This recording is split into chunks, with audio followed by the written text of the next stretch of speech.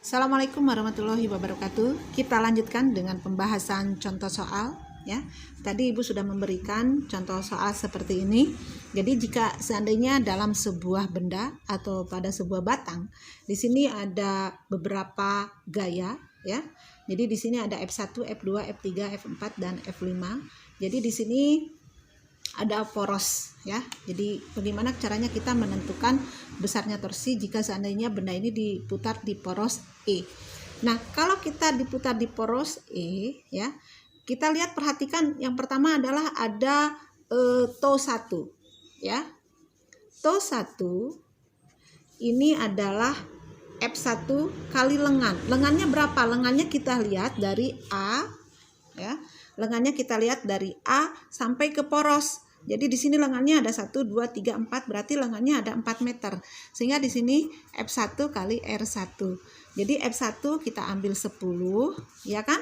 Kemudian R1-nya 1, 2, 3, 4 berarti kali 4. Ini adalah 40 Newton meter. Oke.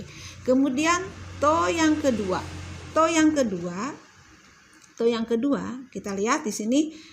Ini sudah membentuk siku-siku juga ya. Jadi tinggal masukkan saja F2 kali R2. F2 kali R2 berarti 10 kali lengannya berapa nih? 1, 2, 3 kali 3. Berarti 30 Newton meter. Kemudian TO3. TO3 kita lihat F3. F3 ini kan dia tidak membentuk sudut siku-siku. Jadi kita harus uraikan dulu F3 ini. Ya. Jadi sudut di sini akan menjadi sudut ini akan menjadi F3 sin alfa, ya kan?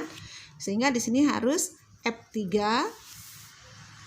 kali sin alfa kali R3. Ini sama dengan 10 sin 30 kali sin 30 kali lengannya berapa? Lengannya 1, 2, lengannya 2. Ya. Kali 2, ini akan sama dengan berapa sin 30 setengah ya? 10 kali setengah kali 2. Berarti ini adalah 10 Newton meter. Oke. Kemudian TO4. TO4 itu ini juga tidak siku-siku ya. Jadi ini kita harus luruskan dulu. Sudut di sini beta akan sama dengan sudut ini ya. Jadi ini akan menjadi F4 sin beta. Jadi di sini F4 sin beta kali R, ini R3 tadi ya. Ini R4. R4-nya berapa? R4-nya 1 dari poros. Sehingga ini akan menjadi 10 kali sin 60 derajat kali 1. 10 kali setengah akar 3 kali 1. Ini sama dengan 5 akar 3 Newton per meter. Nah, sebelum kita menjumlahkan berapa besar torsi, ini kan nanti persamaannya akan menjadi sigma TO di E, maksudnya kan gitu ya. Sigma TO di poros di E, ini akan menjadi TO1, TO2, TO3 ditambah TO4. Ini konsepnya seperti ini. Tetapi sebenarnya di dalam mempelajari torsi ya, saya akan gambarkan di sini. Karena torsi termasuk ke dalam sebuah vektor ya. Ingat, torsi adalah vektor. Ya. Torsi adalah vektor.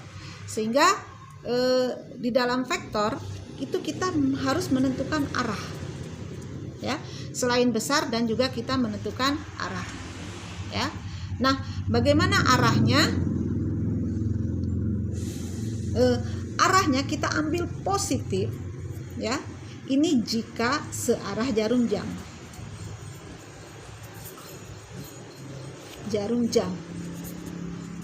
Kemudian negatif jika berlawanan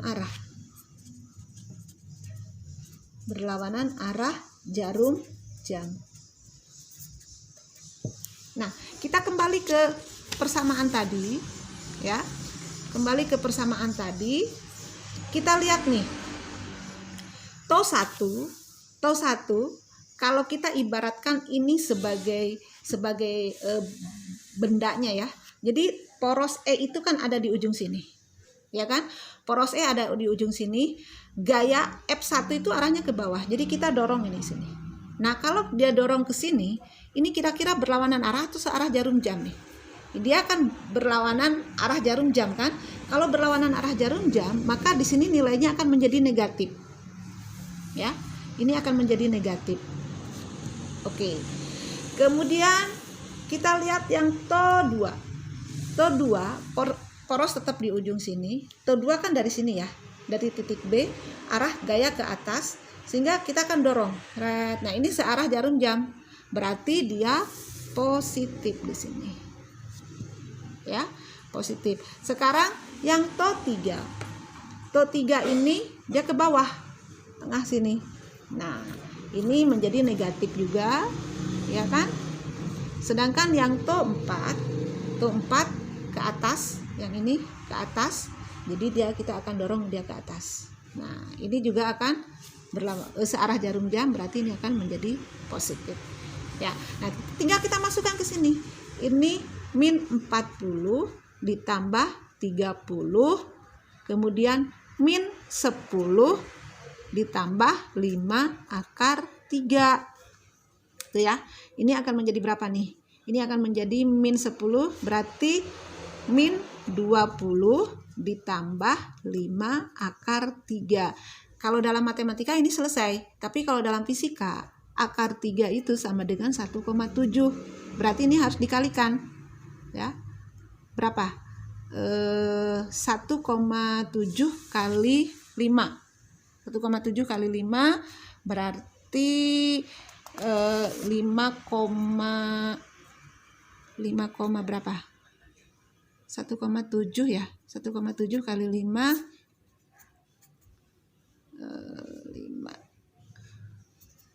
8,5 ya. 8,5 ya. 1,7 kali ya, berarti ini min 20 ditambah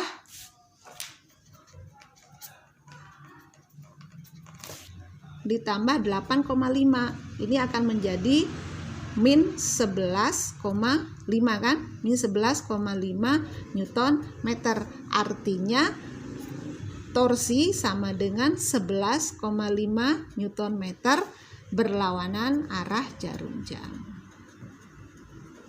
Arah jarum jam.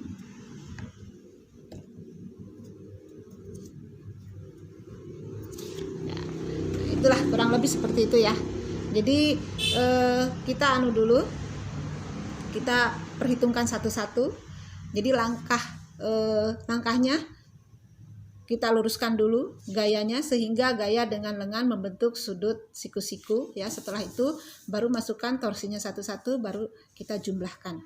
Nah, silakan selamat mencoba, tetapi kita akan mengganti porosnya ada di C ya. Jadi untuk tugas berikutnya sebagai latihan soal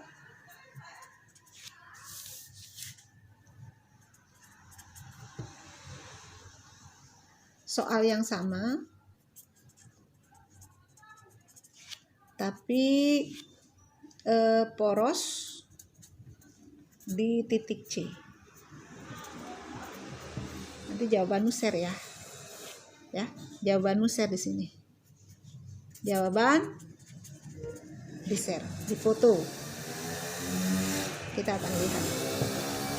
Oke, terima kasih atas perhatiannya. Nanti kalau ada yang ditanyakan, silahkan bisa di share di sini aja ya.